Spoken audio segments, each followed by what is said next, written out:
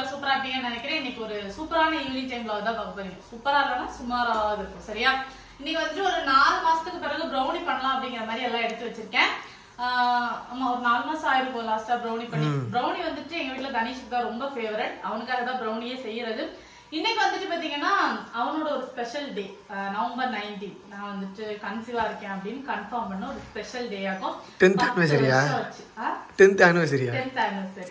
ஐயோ 2014ல நவம்பர் 19 வந்துட்டு நாங்க வந்து கன்ஃபார்ம் பண்ணனால அதனால சரி அவனுக்கு பிடிச்சதை எனக்கு செஞ்சு தரலாம் அப்படிங்கிற மாதிரி.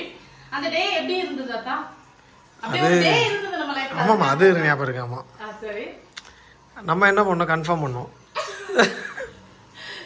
எப்படி கன்ஃபார்ம் பண்ணோம்? அதான் அந்த ஒன்று வாங்கிட்டு வந்தோம்ல, டெஸ்டிங் கிட்டு, அந்த கிட்டில் வச்சு கன்ஃபார்ம் பண்ணிடுச்சு. கிட்ல எல்லாம் தூக்கி உட்கார வச்சிங்களா? அவனை தூக்கி வர வச்சோன்னா கன்ஃபார்ம் பண்ணிடுச்சு. என்னன்னா அன்னைக்கு வந்துட்டு காலையில சமைச்சிட்டு இருக்கும்போது எனக்கு வந்துட்டு தலை சுத்த ஆரம்பிச்சிச்சு. எனக்கு இது வரைக்கும் தலை சுத்துறது அந்த மாதிரி ஃபீலே இருந்ததுல, அது எப்படி இருக்குன்னு கூட தெரியாது. ஃபர்ஸ்ட் டைம் இந்த மாதிரி ஆனோடனே எனக்கு டவுட் வந்துருச்சு. சரி, அத்தை வந்துட்டு ஆபீஸ் போயிட்டு வரும்போது அவங்க கிட்ட கிட்டு வாங்கிட்டு வர சொன்னேன். எல்லாரும் வந்துட்டு காலையில ஃபர்ஸ்ட் ஊரில தான் அந்த டெஸ்ட் வந்துட்டு எடுப்பாங்க. அவ்வளவு நேரம் பொருட்கள் எங்களுக்கு வெயிட் பண்ண தோணல. அதனால நாங்க வந்துட்டு ஈவினிங்கே வந்து செக் பண்ணி பார்த்தா 2 கோடு வந்துருச்சு. இப்ப என்ன பண்றது அப்படின்னு சொல்லிட்டு இது கன்ஃபார்மா இல்லையா அப்படின்னு எங்களுக்கு ஒரு டவுட். சரி என்ன பண்ணலான்ட்டு திப்பு மாடிக்கு ஓடினாங்க. டெனன்ட் ஒரு அக்கா இருந்துன்னு சொல்லிட்டு இருந்தாங்க. அவங்கள போய் கூப்பிட்டு திப்பு இறங்கி வர. அந்த அக்கா சொல்றாங்க, பொறுமையா போ, என்ன இப்படி ஓடுற அப்படின்ட்டு. அப்புறம் அந்த அக்கா வந்து பார்த்துட்டு கன்ஃபார்ம் தான், கங்க்ராச்சுலேஷன்ஸ் அப்படின்னு சொல்லி 2 பேருக்கு கையெல்லாம் கொடுத்தாங்க. அப்புறமா வந்துட்டு மோபேர் வெஸ்ட்ல பத்மா கிளினிக் போனோம். என்ன கிளினிக்? டப்பா கிளினிக்கா? பத்மா கிளினிக். பத்மா காது கொஞ்சம் பிரச்சனையா இருக்கு, மன்னிச்சுக்கோங்க. நைட் ஷிஃப்ட் தூக்க கலக்கும். அந்த கிளினிக் போயிட்டு கன்ஃபார்ம் பண்ணிட்டு, ஆமா எல்லாரும் அவங்க வீட்டுல இப்படி எல்லாரும் சேர்ந்து போய் தான் கன்ஃபார்ம் எல்லாம் பண்ணிட்டு அப்புறம் எல்லாருக்கும் போனை போட்டு சொல்லிட்டு ஒரே ஹாப்பி தான், ஒரே ஆட்டம் பாட்டம் கொண்டாட்டம். அப்பெல்லாம் நான் வந்துட்டு தனிஷ் வந்து வயிற்றுல இருக்கும்போது என்ன சொல்லுவேன் அப்படின்னு பாத்தீங்கன்னா, போறான் பாருங்க அவன் தான் என்ன சொல்லுவேன் அப்படின்னு பாத்தீங்கன்னா, என் வயிற்றுல வந்து நாக்கு பூச்சி இருக்கு அப்படின்னு சொல்லுவேன். நாக்கு பூச்சி இருக்கு அப்படின்னு சொல்லிட்டே இருப்பேன். எல்லாரும் டென்ஷன் ஆவாங்க வீட்டுல. குழந்தைய போய் நாக்கு பூச்சின்னு சொல்றா பாரு அப்படின்னு. நான் வேணுங்கன்னே எல்லாரும் வெறுப்பேத்துறது. நாக்கு பூச்சி இருக்கு, நீங்க வந்து நாக்கு பூச்சி இந்த பக்கமா டேன் ஆச்சு, அந்த பக்கமா டேன் ஆச்சு. ஆமா, புழு பூச்சின்னு தானே சொல்லுவாங்க. வயிற்றுல ஒரு புழு பூச்சி உருவாதா? நான் புதுசா நாக்கு பூச்சின்னு சொல்லிட்டு சுத்திட்டு இருந்தேன். அதுக்கு பிறகு பாத்தீங்கன்னா 5th மந்த் வரைக்கும் அப்படியே லைஃப் வந்துட்டு ஸ்லோவா போயிட்டே இருந்தது. ஃபுல்லா தூங்கிட்டே இருப்பேன், எதுவுமே சாப்பிட மாட்டேன். நல்லா ஞாபகம் இருக்கு, ஒரு செவ்வாழைப்பழம் சாப்பிடுவேன், அப்புறம் வந்துட்டு ஒரு இளநி குடிப்பேன். ஒரு இளநிக்கார அண்ணா கிட்ட வந்து டெய்லி வாசல்ல ஒரு இளநி வச்சுட்டு போயிருங்க அப்படின்னு சொல்லியிருந்தாங்க. அந்த இளநியும் குடிப்பேன், அந்த பழமும் சாப்பிடுவேன். நான் வந்துட்டு சத்தியமா எனக்கு டெலிவரி ஆகும்போது இந்த பையன் ஒரு 3/4 கிலோ இல்லைன்னா 1 கிலோ அப்படின்னு நினைச்சேன். அப்புறம் பார்த்தா 3.5 கிலோ இருந்தா. எனக்கு அதுதான் முதல்ல டெலிவரி. சாப்பிடவே இல்லை, எதுவுமே சாப்பிட மாட்டேன். பிரஷ் பண்ணா கூட வந்துட்டு வாமிட் வரும். நிறைய கேட்டகரி வந்துட்டு இந்த மாதிரி இருப்பாங்க பிரெக்னன்சி டைம்ல. நானும் அந்த கேட்டகரி தான். பிரஷ் கூட பண்ண மாட்டேன், ஃபுல்லா தூங்கிட்டே இருப்பேன். அத்தா வந்துட்டு அவங்களே எந்திரிச்சு அவங்களே ஆபீஸ் போய்ப்பாங்க. அந்த டைம்ல பாத்தீங்கன்னா அத்தானுக்கு வந்து சாப்பாடு எல்லாம் ஃபுல்லா ஆபீஸ்ல. அதெல்லாம் எனக்கு எந்த பிரச்சனையும் இல்லை. காலையிலேயே அங்க சாப்பாடு போட்டுருவாங்க. காலையில 6:30 கிளம்பி போயிருவாங்க. அவங்களுக்கு டிஃபன் லஞ்ச் எல்லாமே அங்கதான். அதனால நான் பாடி தூங்கிட்டே இருப்பேன். யாரும் கேட்பாரே கிடையாது. தூங்குவேன், எந்திப்பேன். அப்புறமா அந்த வாழைப்பழத்தையே நான் 3 வேளையா வச்சு சாப்பிடுவேன். இதுதான் என்னோட பிரெக்னன்சி டைம்ல நான் சாப்பிட்டது அப்படின்னு சொல்லலாம். அப்புறம் 5 மந்த்துக்கு மேல பாத்தீங்கன்னா பெரிய குண்டா தூக்கி போட்டாங்க. அப்புறம் நிறைய ப்ராப்ளம்ஸ், ஏகப்பட்ட பிரச்சனை. மெடிஸ்கேன்லயே தான் நாங்க வந்துட்டு இருந்தோம் அப்படின்னு சொல்லலாம். ஒரு 2.5 மந்த் வரைக்கும் நாங்க மெடிஸ்கேன்லயே தான் உட்காந்துருப்போம். அவ்வளோ ஸ்கேன் எடுத்திருந்தோம். லாஸ்டா வந்துட்டு 6th மந்த் வரும்போது பாத்தீங்கன்னா இது சரிப்படாது இந்த பேபி, நீங்க வந்து இது அபார்ட் பண்ணிருங்கன்னு சொல்லிட்டாங்க. நல்ல பெரிய இடியே விழுந்த மாதிரி இருந்தது. அப்புறம் பல போராட்டங்களுக்கு பிறகு நாங்க வந்து ஓன் ரிஸ்க்ல வந்துட்டு இந்த பேபியை பெற்று. ஆமா, ஹாஸ்பிட்டல் வந்து அபார்ட் பண்ண சொல்லிட்டாங்க. அப்படி வந்து நீங்க பெத்துக்கிட்டீங்க அப்படின்னா உங்களுக்கு வந்துட்டு குழந்தை வந்து அப்நார்மலா தான் இருக்கும். பர்டிகுலரா என்ன பிரச்சனைன்னு சொல்லிட்டாங்கன்னா டவுன் சிண்ட்ரோம் அப்படின்னு சொல்லி மென்ஷன் பண்ணி சொல்லிட்டாங்க. அப்புறம் நாங்க ஓனா ரிஸ்க் எடுத்து ரொம்ப நாள் நிறைய டாக்டர்ஸ் பார்த்து, சென்னையில அவ்வளவு டாக்டர் பார்த்தோம். நிறைய செலவாச்சு. டவுன் சிண்ட்ரோம் சொல்லிட்டாங்க. அதுக்கு பிறகு நம்ம ஆள் வந்துட்டு வேண்டாம் அவங்களே சொல்லிட்டாங்க. எங்களுக்கு வந்துட்டு மனசு இல்ல. ஆனா அந்த டைம் வந்துட்டு நானும் அத்தானே என்ன பேசி முடிவெடுத்தோம் அப்படின்னு பாத்தீங்கன்னா, இருந்தாலும் பெத்துக்கலாம், நம்ம வந்து பாத்துக்கலாம் அப்படிங்கிற ஒரு முடிவை நாங்க 2 பேரும் எடுத்தோம். ஆனா அது தப்பு தான். ஏன் அப்படி நான் சொல்றேன் அப்படின்னா அது வந்து ரொம்ப கஷ்டம் அந்த மாதிரியான சிச்சுவேஷன்லாம். நமக்கு கஷ்டம் இல்லையா, அவங்களுக்கு கஷ்டம். ஆமா, நம்ம ஆளுக்கு அப்படி இல்ல. பட் அவங்க வந்து எங்களை அந்த ரீசன் சொல்லி தான் வந்துட்டு எங்களை வந்து இது பேபி வேண்டாம் அப்படிங்கிற மாதிரி சொன்னாங்க. அம்மாவுக்கு ப்ராப்ளம் இருக்கு. ஆமா, அம்மாவுக்கு ப்ராப்ளம் இருக்குடா, எனக்கும் தெரியும். எனக்கு ப்ராப்ளம் இல்லை மக்களே, சரியா? வெட்டுதான் வலிக்கும். ஆபரேஷன் பண்ணி எடுத்துட்டு அதை சொல்றாரு. ஆமா மக்களே, பிள்ளைக்கு தான் தெரியுதுப்பா. அதுக்கு பிறகு ஆனா நாங்க வந்துட்டு அந்த மாதிரி டிசைட் பண்ணோம். ஹாஸ்பிட்டல் வந்துட்டு வேணாம் அப்படிங்கிற மாதிரி தான் சொல்லியிருந்தாங்க.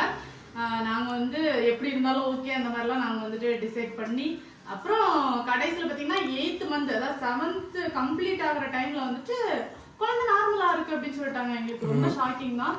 அது வந்துட்டு ரொம்ப ஆச்சரியமான ஒரு விஷயமும் கூட. அவங்க சொன்னதை கேட்டு நாங்க ஃபர்ஸ்டே வந்துட்டு அதை பண்ணியிருந்தோம்னா இன்னைக்கு தனிஷ் ஒருத்தர் எங்களோட உலக தெரிய மாட்டாரு. நாங்க கொஞ்சம் வெயிட் பண்ணி நாங்க அதை பார்த்ததுனால எங்களுக்கு வந்துட்டு அந்த பிரச்சனை எல்லாம் சால்வ் ஆகி 8th monthல வந்துட்டு நார்மல் ஆச்சு. சரி, 8th வந்து நார்மல் ஆயிடுச்சுன்னு வளகாப்பு படி ஊருக்கு அமிச்சா அங்க அடுத்த பிரச்சனை ஸ்டார்ட் ஆயிடுச்சு. வளகாப்பு முடிஞ்சு ஊருக்கு போனதுக்கு பிறகு பாத்தீங்கன்னா திடீர்னு ஒரு நாள் காலெல்லாம் நடக்க முடியாம ஆயிடுச்சு. நைட் உடனே அட்மிட் பண்ணாங்கல்ல. உடனே வந்துட்டு அங்க ஊர்ல வந்து ஹாஸ்பிட்டல் போனா அவங்க வந்து இப்பவே வந்துட்டு டெலிவரி ஆகுற மாதிரி இருக்கு, இந்த டைம்ல வந்துட்டு டெலிவரி ஆச்சுன்னா குழந்தை வந்து ரொம்ப வெயிட் கம்மியா இருக்கும் அப்படின்னு சொல்லிட்டாங்க. அதனால கம்ப்ளீட்டா பெட்லயே இருக்கணும்னு சொல்லி அப்புறம் 2 மாசம் அது இது அந்த பை ஓபன் ஆச்சு ஏதோ சொன்னாங்க. கரெக்டா தெரியல, ஏதோ ஓபன் ஆயிடுச்சு, யூட்ரஸ் ஓபன் ஆயிடுச்சு சொன்னாங்க. கரெக்ட் ஞாபகம் இருக்கு. அவர் படுக்கையே சொல்லியிருந்தாங்க. அப்புறம் படுக்கையே இருக்க சொல்லி பல கஷ்டங்கள். அந்த டைமுக்கு பிறகு எப்பா இன்னொரு டைம் ஹாஸ்பிட்டல் பக்கம் போயிடக்கூடாதுப்பா அப்படிங்கிற ஒரு முடிவு அப்பதான் நாங்க எடுத்தோம். அந்த மாதிரி நிறைய கஷ்டப்பட்டு தான் நம்ம தலைவர் வந்து வெளில எடுத்திருந்தோம். இப்போ ப்ரௌனி பண்றதுக்கு ஒரு 120 கிராம் அளவுக்கு பட்டர் போட்டிருக்கேன். அன்சால்டட் பட்டர் வந்துட்டு எடுத்துக்கோங்க, சரியா? இந்த பட்டர் வந்துட்டு கொஞ்சம் அப்படியே நல்லா மெல்ட் ஆயிரட்டும். அவ்வளோதான், பட்டர் நல்லா மெல்ட் ஆயிருச்சு. இது அப்படியே ஆறட்டும். இப்போ ஒரு 200 கிராம் அளவுக்கு சீனியை வந்துட்டு பவுடர் பண்ணி எடுத்திருக்கேன். 2 முட்டை வந்துட்டு உடைச்சி ஊற்றிப்போம். இந்த மாதிரி நல்லா பீட் பண்ணிப்போம். முட்டையும் சீனியும் சேர்ந்து நல்லா கரைஞ்சிருக்கணும்.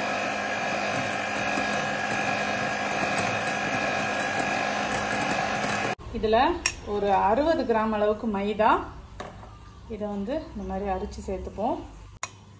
ஒரு 35 கிராம் அளவுக்கு கொக்கோ பவுடர், ஒரு பிஞ்ச் அளவுக்கு உப்பு போட்டுக்கலாம். நெக்ஸ்ட்டு நம்ம மெல்ட் பண்ணி வச்சுருக்கோம்ல இந்த பட்டர், ஒரு 1/4 டீஸ்பூன் அளவுக்கு வெனிலா எக்ஸ்ட்ராக்ட் உண்டுல அது சேர்த்துக்கோங்க. இப்போ இது எல்லாத்தையும் சேர்த்து நல்லா மிக்ஸ் பண்ணிக்க வேண்டியது தான். சப்பாத்தி மாவு பிசைகிற மாதிரியா? எப்படி நார்மலாக பிசைஞ்சா போதும்.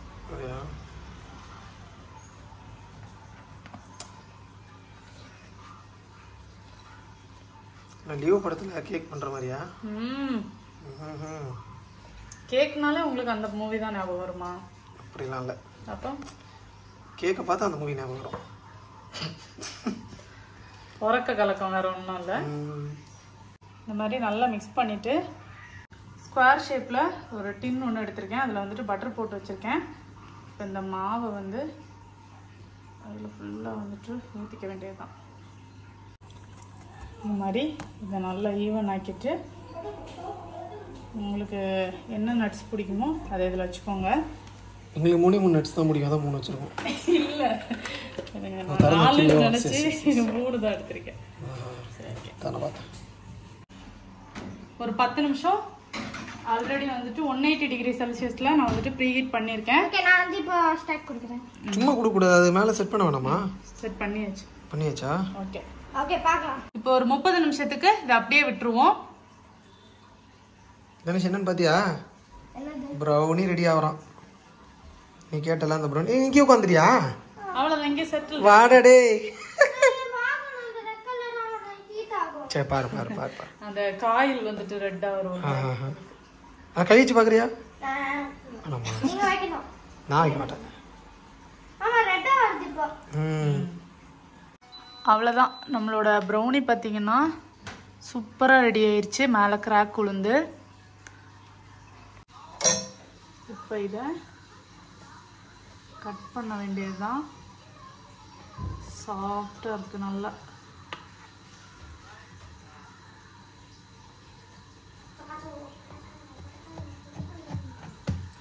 ரொம்ப ஈஸி தாங்க ப்ரௌனி. சரியா, வீட்டில் கண்டிப்பாக ட்ரை பண்ணி பாருங்க. ப்ரௌனி ஒரு பீஸ் வச்சு ஐஸ்கிரீம் வச்சு அதை சிஸ்லிங் ப்ரௌனியாக மாற்றியாச்சு. ஆமாம்மா, இன்னும் 3 பீஸ் இருக்கு. எப்படி இருக்கத்தா? சூப்பராக என்ஜாய்.